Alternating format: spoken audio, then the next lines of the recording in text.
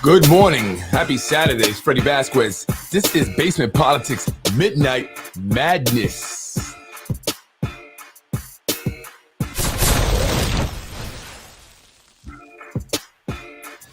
Freddy.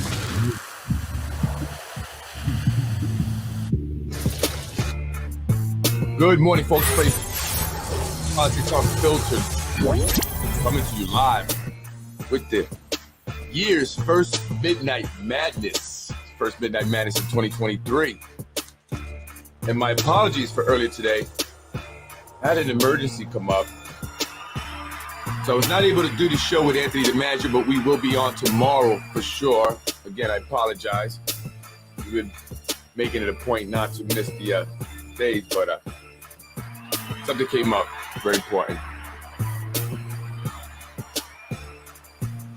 Hello. Good morning. How you doing, folks? Freddy Vazquez. This is Basement Politics Unfiltered. We're only 7 days in. Well, now 7 days in, 6 days and 9 minutes to be exact, into the new year. It's been very eventful. A student this morning, or yesterday morning, I should say Friday morning, was stabbed 3 times by two 17-year-olds. The victim was a 16-year-old boy who was attending Yonkers Middle High School. And he got into a fight, I guess, with two other students in a bathroom on the second floor, where it then spilled out into a common area where apparently someone recorded it. They pulled out their cell phone and got, some pretty graphic stuff. I don't know if you guys were able to see the video, but when I saw it, I couldn't believe it. Very graphic. You can't see the faces. I am going to show it. I did do some other things to kind of, conceal a little bit. I didn't want it to show. It's very graphic. I mean, it's very, very graphic. And a little bit. So really quick before I play it, this is, I guess, a cell phone video from another student, I would imagine, who is capturing the two individuals, the 17-year-olds, kicking and punching the 16-year-old who's on the floor. As the 16-year-old falls on his back there and lays on the floor, one of these 17-year-olds appears to straddle him. And just before a school safety officer can enter the picture there, the student that was straddling him on top of the 16-year-old apparently stabbed him 3 times.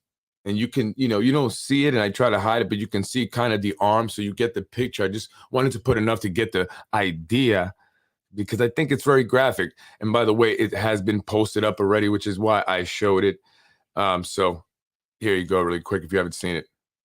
What I always do, every day the same routine before I skate off to school. But who knew that this day wasn't like the rest? Instead of taking the test, I took 2 to the chest. Call me blind, but I didn't see it coming. Everybody was running, but I couldn't hear nothing except gun blast. It happened so fast, I didn't really know this kid, though I survived in class. Maybe this kid was reaching out for love, or maybe for a moment he forgot who he was, or maybe this kid just wanted to be hugged. Whatever it was, I know it's because we are the youth of the nation. We are youth of the nation. We are the youth of the nation. We are youth of the nation. That is the youth of the nation, folks. Unfortunately, that is very graphic and it's horrible. And I can't believe that, that occurred on Friday morning. So what you see there is a kid in the blue hoodie, one of the 17-year-olds, kicking the 16-year-old boy as he's down on the ground. There's another 17-year-old. I guess he had like a dark brown jacket. He jumps on top of him as the 16-year-old's on the ground and begins to stab him just before the school safety officer gets there to stop it. The boy was immediately transferred to the hospital, where he was listed as critical but stable condition. The two 17-year-old boys were immediately arrested at the school, and they were charged with attempted murder. There was a knife recovered on the scene. When I got there, police were still there. There were news cameras there and stuff. So, I didn't have very much info, but that's all I have right now. This is absolutely heartbreaking. It is. It's absolutely heartbreaking. And many, other parents began to receive robocalls from the school district telling them what happened and if they wanted to come pick up their child that they, could. And so as I was there, I would see parents start to come in, and picking up their children, rushing in, scared, parking wherever. And that's scary. Imagine you're at work, at home, and you get a call and it's from your child's school and someone's been stabbed. And, classes are still going because the classes did remain in session, although I think they give the parents the option to pick up their child. But it's very scary. And now parents have been talking about it all day. Parents are scared. Some parents are saying, I got a 16-year-old myself in the schools. I'm scared. I'm concerned for them. What is going to be done about this? What is being done about this? And this is why, again, I've done basement politics, because they don't talk about the important issues. I'm hearing from people today, and I've heard this before, that there are a lot of incidents in our schools that are covered up. Why do they cover these incidents up rather than address them?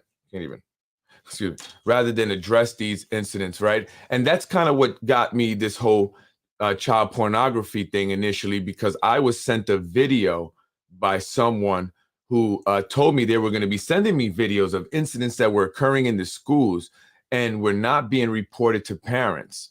And one of them was a video, or was supposed to be anyway, a video of a stabbing. I never got that one, but I did get a video of two boys about to engage in a sex act. But there were other students there in the bathroom with them, videotaping them as well. The school knew about it. The police knew about it already.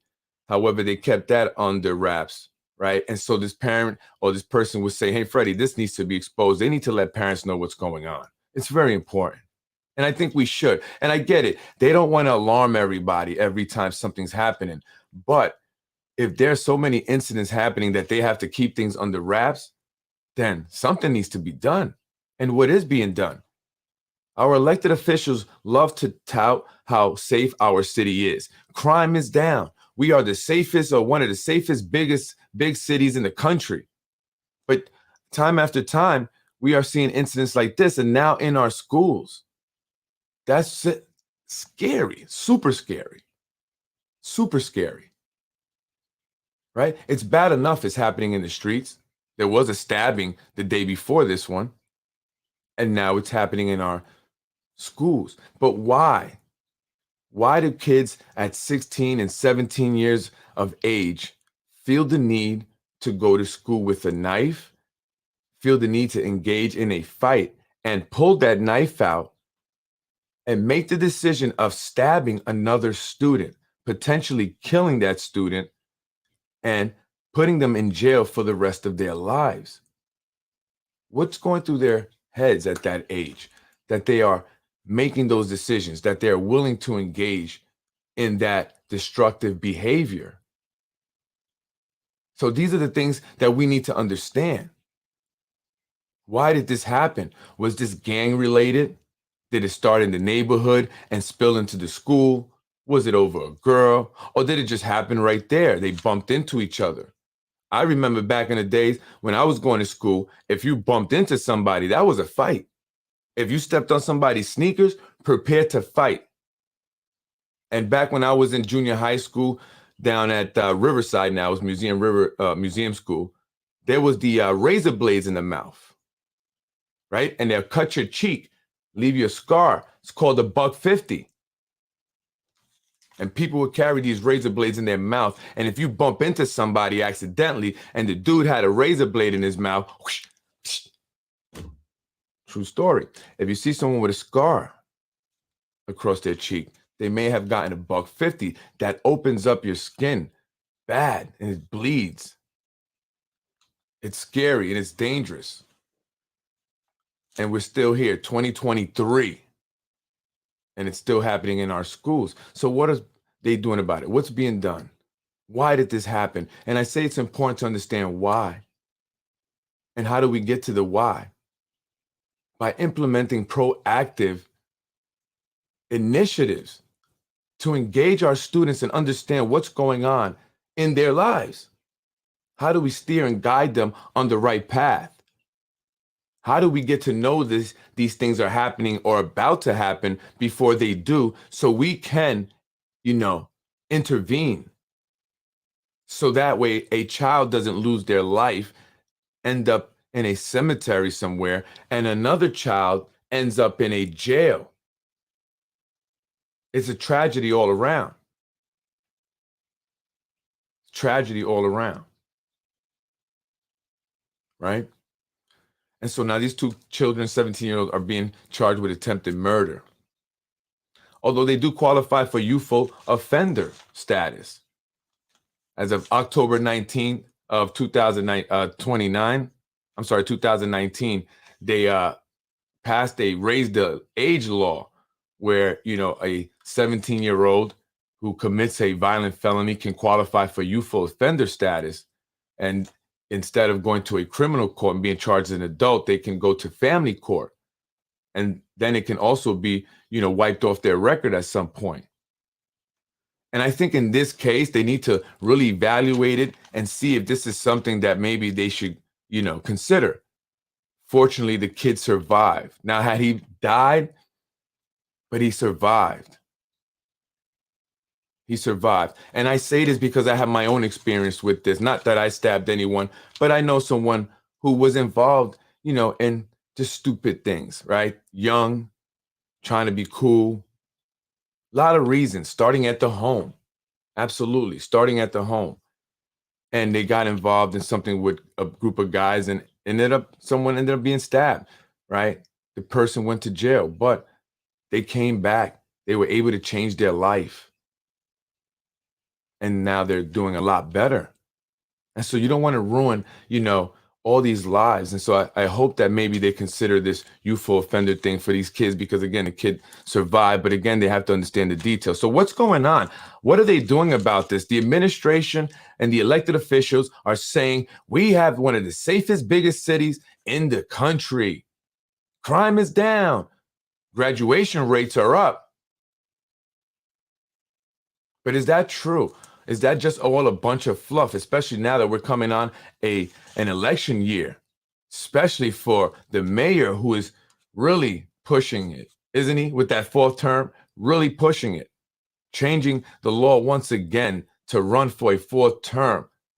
So he has to make it look really good. And he's promoting a lot of people and hiring a lot of other people, hiring a lot more cops, which is good. They say we need them, but that's a reactive approach. And so while we absolutely need police, we also need proactive measures so we can get to these kids in time, get to them early, so they're not considering going to school with a knife because they have a beef with someone and they have to stab them. So what are we doing, elected officials, administration? Whatever happened to the DARE program that I hear was in the schools? Why don't we have some of these cops that are sitting around with, Optimum TV or Con Edison put into the schools and sit there and engage the students? Not that you have to have them all over the school, but a couple cops is a presence. Because I'll be honest with you, no disrespect to the security officers, but the students don't have the same level of respect for those guys as they do for police officers. So just having police officers there, that's a deterrent. So why don't we do that? I mean, just today I saw 3 cop cars doing traffic detail for one Optimum TV van. One at a 2-lane road. 2-lane road. And in fact, two of the cops were next to each other talking with their cop cars, kind of blocking the path for us. I'm just saying, right? So why don't we take one of those officers and, or maybe 2, I think 1 would have been enough, and put them in the schools? Create the DARE program again. Engage the kids. You have to engage the kids. You can't sit back and say, well, let's hope that they come to us. You have to engage them. The same way all the negativity engages them, like the gangs and the drugs and the sex, that's all in their face on social media. They're talking about it to friends. Let's engage them with positive information. positive activities and flood them with that so we can counter all the negativity that the world is throwing at them these days. We need to engage our kids. What is our elected officials and administration doing? What have they been doing? And we have to consider this when we go to vote this year. And let them not tell us that they're going to do this now, because many of them had a long time. And of course, they would tell us this as they seek our votes. So we have to wisen up and say, no, you had your chance. You had your time. Kids are still getting stabbed in the schools. Our schools have not improved, really. Numbers are fluff. People know this. What are the real results? And sometimes I wonder, do they really care about our schools because of the demographic? It's largely Black and Hispanic. 60%, over 60% is Hispanic, 63%. But it's largely made up of students that are living at or below the poverty line. And these are kids that are not having connections, family and friend network hookups. They're not going to get like most likely a city job, most of them. Just statistically being honest, a lot of them are going to remain in their neighborhood to repeat a cycle. That's a fact. That's why I wanted to work with the city to engage our youth. So what are we doing? What are our elected officials doing? You know, the parties and the cookouts and the stuff like that are great. It brings people together to socialize. But then there's times we have to get to work. And we have to do things that are going to make an impact, a true impact for their future. And we're going to see that result. And, you know, we're going to show it. Here are the results. These are the kids that came through this program or that utilize these resources. And now they're doing this. Where are those, you know, programs and results and stuff at? You know, and again, I'm not criticizing anyone specifically. Do not take it personal, because some individuals do. And therefore they dislike me for it. But my point is simply this. Has anything really changed? Especially for the Black and Hispanic youth. Has it? Has it? Has the rate of success increased? Are they even measuring that or even keeping track? They're just telling us the graduation rate is increased. What does that mean? They graduate high school, okay. These days, that's not enough. It's not enough. A master's at times is not enough, right? And as jobs start to dwindle, it's going to become more competitive. And so how are we keeping our youth, you know, competitive for the future? We have to think about this. Is our schools and the quality of education that they're providing keeping up with what the needs are and the requirements are going to be for, you know, employees of the future? Probably going to be a lot of robotics engineering, so you can create the AI robots that are going to take over the jobs. Someone's got to fix them. Maybe they'll start to fix themselves, right? So, agreed, more programs and more strong role models for our youth. So many need strong, loving male role models. Absolutely, I agree. You know, and again, I'm not criticizing. This is not, you know, because, and I say, and the reason why I say that is because, you know, I've done podcasts before, and, you know, there have been organizations and people within organizations that have, you know, taken personal offense to it. And it's not about you or your organization. For me, it's about the youth of the city. And, you know, seeing that they have a chance and that they don't go through something like this. So there's not another incident like this being repeated, not just in the schools, but even outside of the schools. So we need programs that are going to not only, you know, do fun social things, but also that are going to teach these, you know, kids valuable skills and lessons being role modeled by individuals that have achieved the goals that they are now set out to achieve. These young kids, right, set out to achieve.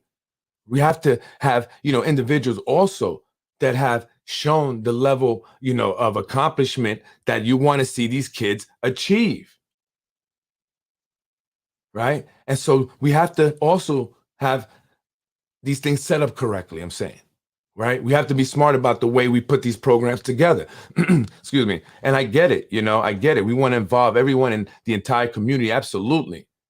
But we want to have success because the true goal is to see kids break the cycle of poverty. Stop repeating generational poverty. I've seen it so many times. I still see it. It's difficult to escape poverty for anybody, regardless of color, regardless of color. But it's even more difficult when you are, a person of color, a Hispanic, a Black person, because you're less likely going to be, welcome right away. It's just a fact of life. I've experienced that. I'm less likely going to have a friend or a family member that, works somewhere where they can give you a connection. Or like you say, less likely to have positive male role models a lot of times, so it's difficult. And so what are we doing? What are our administration providing for our kids here in the city of Yonkers, right? Besides just telling us that things are better, show us, right? Show us. Students and their families need better choices. Charter schools and vouchers. The public schools are a monopoly. Yeah, people are saying that. I speak to a parent who has daughters in a charter school, and she raves about it, right? And she really raves about it. And me personally, charter school, public school, it really it's just about how it's managed. That's really the difference, right? It's really about how it's managed. And charter school, because it has a more flexibility in how they manage, right? They operate more like a for-profit business, right? Like they want to succeed, right? They want to do well. Whereas our public schools, again, it's a government-run agency, so there's no real care if their success, right? Because everybody's going to get paid regardless, right? Teachers, administrators, superintendents, the elected officials, everyone's going to get paid regardless, right? Regardless if the students fail, what I'm saying? If whatever, if this is a low, graduation rate or not, they're going to get paid. And in fact, they're going to get raises because they vote on raises for themselves, right? Whereas charter schools, it's not like that. Right. And also, you don't have the tenure. Some people have complained about this, where in public schools, you have tenure.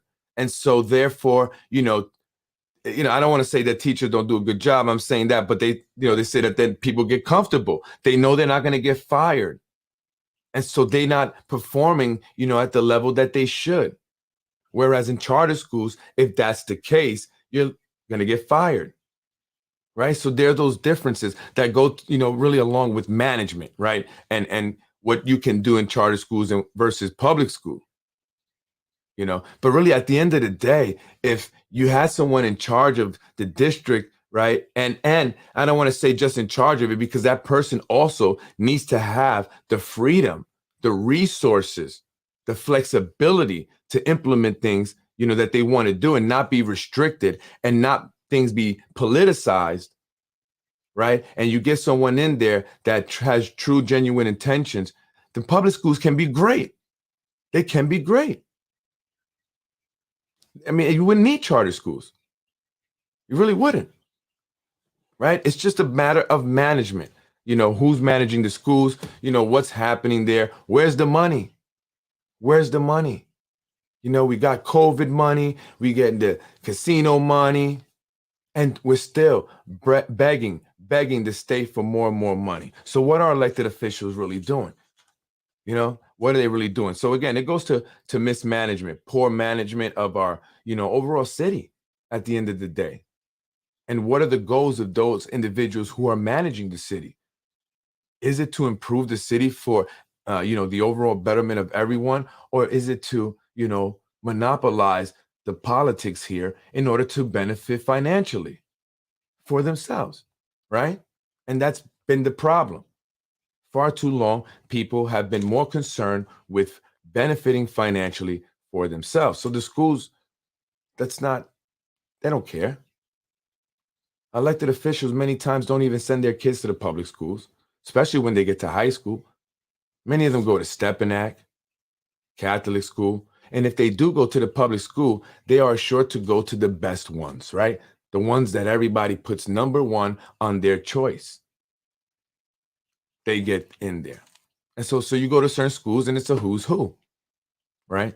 So, that's not fair. So, but as long as they're good, screw everyone else. And that's what it seems to be like. That's just my opinion. They're finally getting another school built, which is what they need. And that's another problem. You think you got so many kids cramped up into one building, you're going to have more problems. Like I said, you're going to be more likely to bump into each other, right? Or you're going to have more kids, that are coming with problems from the outside, seeing each other in school. And then we don't have any, connection from the neighborhoods to the school, right? So we don't know what's going on there that's coming into the school. It's just a total lack of just real care for what's really happening. Unfortunately, sometimes the only way to affect change is to provide an alternate to the exiting status quo. No, I agree. Listen, I get it. I understand why charter schools exist, and I'm not against charter schools. I'm really not. Whatever works. However, we can get our kids to be better educated, and for those who are living in poverty to break the cycle of poverty, I'm all for it. I'm all for it. And in my opinion, I believe down the line, and actually George Bush signed this years ago, right? The first George Bush, where it gave the governments and local municipalities and federal whatever the right to sell off its assets, including its schools, and privatizing them. So that's an option for our government. And maybe that's why John Rubo once in a meeting asked Dr. Casada if it was a good idea to sell the school buildings and then just rent them. He figured rather than renovate them and have to deal with the improvements ourselves, we can sell it off to an investor and we'll just rent them.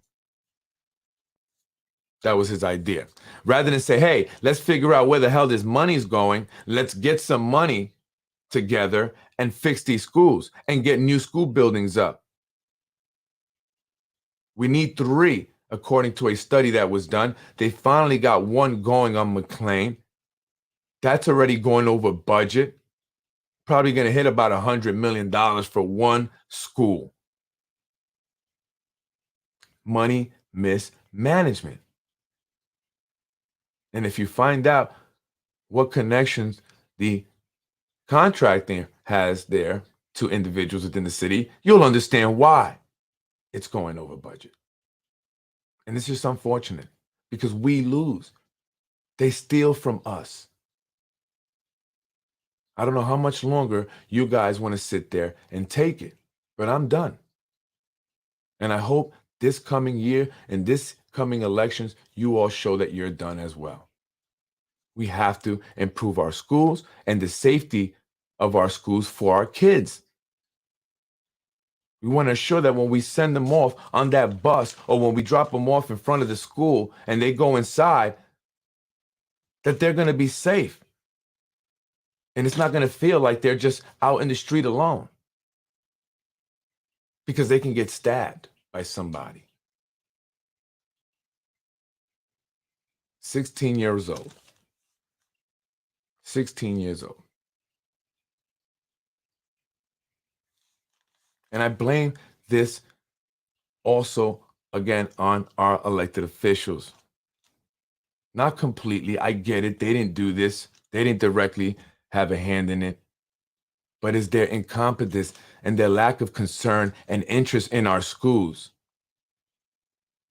The same way I blamed them for the death of 16-year-old CJ Hackett, the child that was killed by a drunk driver who worked for DPW. And I say that because they have allowed individuals to get away with stuff for so long that people, they don't feel like they could get touched. They're invincible. They can do whatever they want.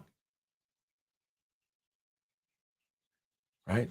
When we've seen this happen too many times. So it's our officials not concerned with what's important that has created the mess that we're in, that has led to this. And so what are they doing? What have they done? And for some, their time is up. So are we going to extend that time for them? Or are we going to say enough is enough? It's time for change. Our kids deserve it. Their future depends on it, truly. Unless you're going to leave Yonkers, right? So, and and I've seen great public schools. I've been to public schools that were amazing. Amazing. Amazing, amazing, amazing. I mean, they had gymnastic team, hockey team, golf, everything. Everything. Right? And many kids got what do you call it, scholarships to D1 schools, Division I schools, top schools for, sports, as well as, for academics as well. We had a kid that scored a perfect score on the SAT, right? But because of the opportunities they have within the school, they are able to excel. And it's like normal. Like my wife, she used to say, I never thought about failing. I used to think about it all the time, every day. Because where I come from, most likely we're not going to leave this area. And I wanted to get out. And she never worried that she would fail in life, that she would, be poor. Never. That thought never came across her mind. And so, that must be a comforting feeling. For a kid like me, I had a lot of anxiety. Right. And so we have to provide more for our children. And we as a community have to step up together for all our kids, because they are all our kids. Every single one of them. Because I like to think that if you saw my kids out there for whatever reason alone, that you look out for them the same way that I would look out for yours if I saw them out there alone for whatever reason. They are our kids. And we have to stand up. And we do that this year by voting. Voting for change. Voting for people who care about our city, our community, our education. And that is their primary motivation. That's what we need. So I'm tired of it. And so I'm speaking out. And this saddens me to see this. And it concerns me as a parent. And it concerns a lot of parents. And it concerns, about the safety of our schools. And people are now saying, what is Dr. Quesada doing about it? Well, what is Dr. Quesada doing about it? What is he doing about it? And can he do anything about it? This is, the $1 million question. Is he able to truly do anything? Because from what I hear, he's restricted, limited. His hands are tied. He could only do so much. All the orders come from the top, all of them. And that's a strong mayor for you, right? We have a strong mayor government here. And this mayor has definitely, taken that to heart, right? We can all say that. He's taken that to heart. And he definitely is a strong mayor. He controls every department. Put the budgets together, controls that too now. And so ultimately, Dr. Quesada has to do what the administration says. If the administration wants to add more security, guess what? They're going to put more security. That's it. That's it. If they feel that they need it, they can do it. If they want to go into the schools and do a security assessment or safety assessment of the schools, they can do it, the administration, anytime they want. Dr. Quesada is not going to stop them. He can't. So if they blame it and put it on Quesada, that's an excuse. It's passing the buck. He's the scapegoat. So we cannot blame Dr. Quesada. We have to blame those that actually can get things done. And that is why we must vote for change. We must vote for change this year. All right? And I hope that you guys come out and support this. Again, our kids depend on it. There's so much that needs to be done. So much that needs to be done. And I'm not talking about in terms of luxury developments. I'm talking about in terms of our basic needs and services, our schools, our roads, crime, the overdose fentanyl problem that they keep in hush hush, the homelessness that we see growing. It's getting scary how many, individuals I see now that are homeless. Scary. Banks are now considering closing their ATMs because they don't want the homeless people sleeping inside the ATM lobbies. Well, the Wells Fargo in Getty Square has been doing that for maybe 2 years now. That's how bad it is in Yonkers. We are the originators of this. So what are they doing? What are these lovely Democrats that control the city of Yonkers doing? That lovely Democratic Party that gets together and meets about people like me. What are we going to do about Freddy Vazquez? No, what are you going to do about the schools? What are you going to do about the roads? What are you going to do about the crimes? Can we get the homeless folks inside somewhere? Can we provide some activities for our youth and get them engaging in positive activities?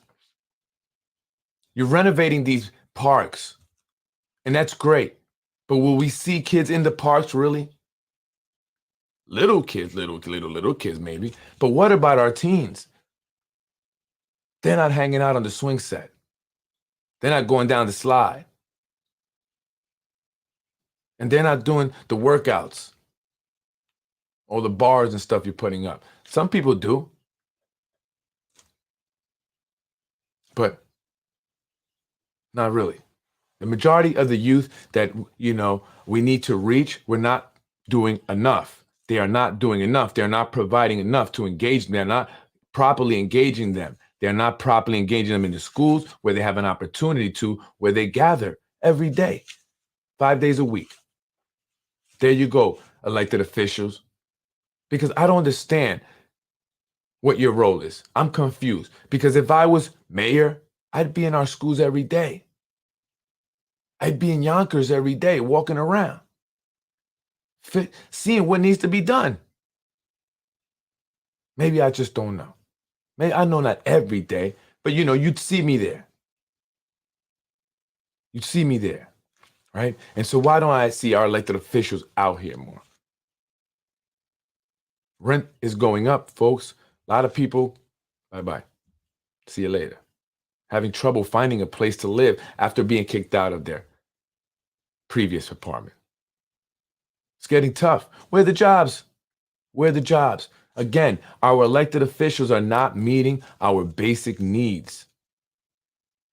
They're not providing the basic needs and services. Where are the jobs? Quality of the education. The roads suck. The crime. Cost of living, out of hand. Homelessness, out of hand. Again, what are our elected officials doing? What have they done?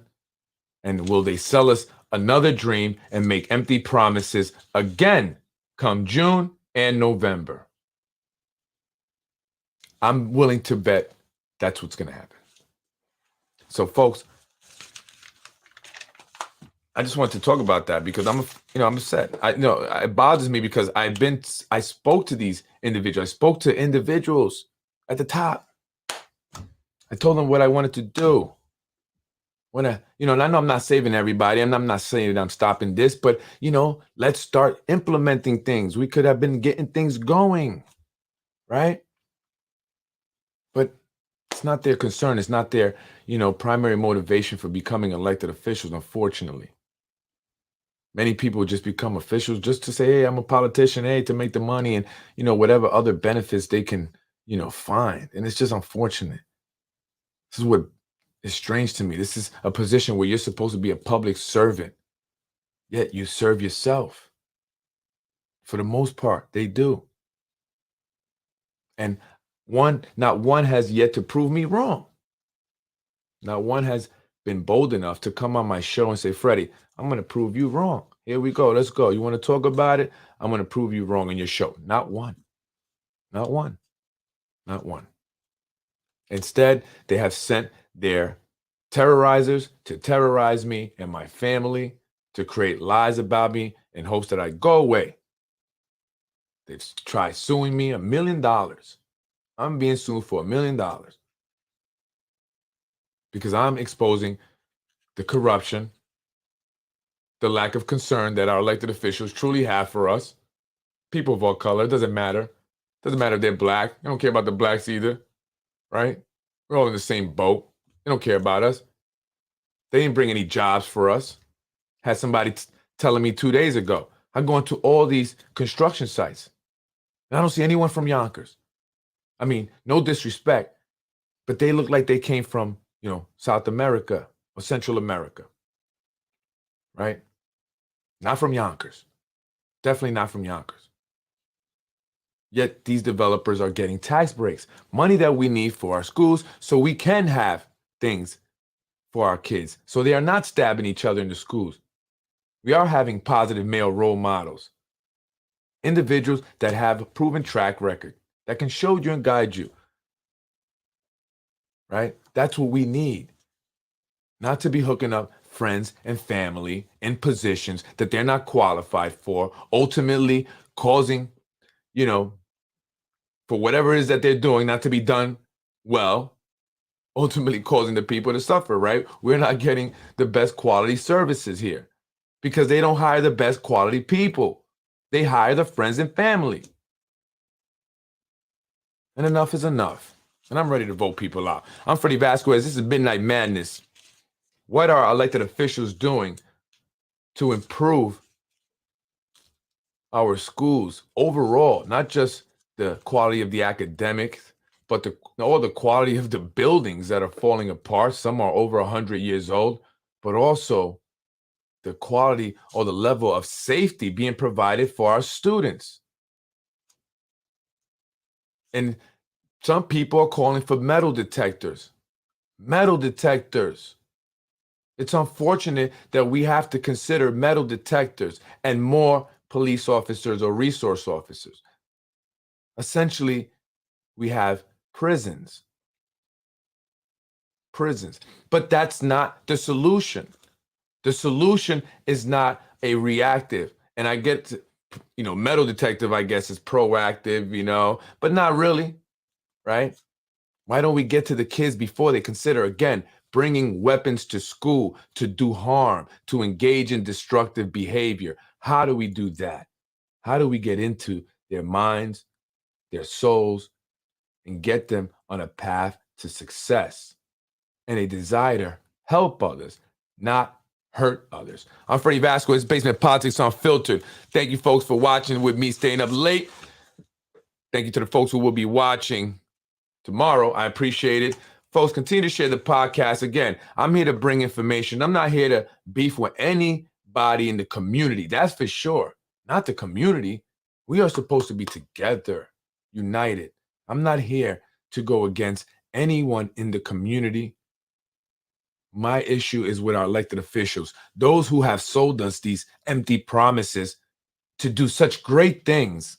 And here we are, only 7 days into the new year, and we have a 16-year-old stabbed, but not just stabbed, brutally beaten before he was stabbed. Rushed to area hospital, and 2 17-year-old boys charged with attempted murder. What are we doing here, folks? It's time to vote for change.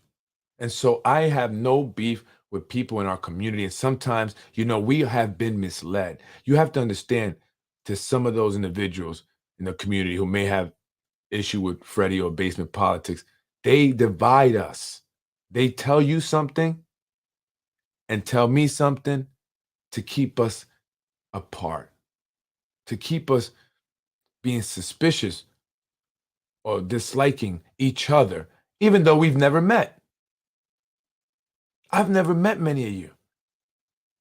And I'd be more than willing to meet you. because I'm not looking for enemies of anyone. I'm looking for friends to unite and improve the city of Yonkers and see the writing on the wall. Look around you to those that have been, told these lies by some of these individuals. I know you go into the events, they bring you around to things, they let you do certain things, start to feel good. But ultimately, what are you really doing and what are they really doing? Do you want to be a part of kicking your people out, pushing your people out of the community? Is that what you want to be remembered for? Helping the developers, helping the big, wealthy, deep pocket guys, like, that was how you want to be remembered? Or you want to be part of change, bettering the community for all, doing the right thing, standing on the right side of history. So think about that. To individuals that may take issue with basement politics, I mean, I can understand if you're, a supporter of these individuals because they treated you very good, they gave you a job and you're in there. I get that. But for the majority of us, that's not the case. If you take issue with basement politics for whatever reason, think about why. Really think about it, because they do divide our community. That is how they continue to win, divide and conquer. And it's time to unite. I'm Freddy Vazquez, folks. Have a beautiful and blessed night. And I'm about to go to sleep. Love you, Yonkers. I honestly love you. Again, anyone that likes to have a conversation with me and just understand things better. Oh, love. Get together and make some change. We have an opportunity to make history here, folks. What are you going to do? Freddy wins. Fatality. I'm about making history. I'm Freddy Vazquez. This is Basement Politics. This is Midnight Madness. My condolences, my prayers to the family of the 6-year-old boy who was stabbed today. And I send my prayers to the family of the boys who were arrested for it. It's rough on everybody. We are all a product and victims of our environments and the systemic oppression that exists within our country here, unfortunately. But we can change it, right? I'm Freddy Vazquez. See you soon. Freddy wins. Fatality. You're watching Basement Politics with my dad, Freddy Vazquez. You're watching Basement Politics with my dad, Freddy Vazquez. Freddy wins. Fatality. In another one, Mr. Rubo lied to me. And I don't vote for a person that lied to me. Thank you very much. I want to end this quick because I'm greedy and I want somebody to butter chicken. That's a lot of stars. That's a lot of stars. That's a lot of stars. That's a lot of stars. Let's make it happen, guys. Make me happy today. That's a lot of stars. Are we? Let's make it happen, guys. Make me happy today. Freddy wins. Fatality. Thank you for watching Basement Politics with my husband, Freddy Vazquez. Freddy wins. Fatality. Come on, give it to us straight. Not long ago. Come on, give it to us straight. Not long ago. Come on, give it to us straight. Not long ago. But I am the bad guy. But I am the bad guy. But I am the bad guy. Freddy wins. Fatality. I was raised in housing. I don't think you were. I want. No!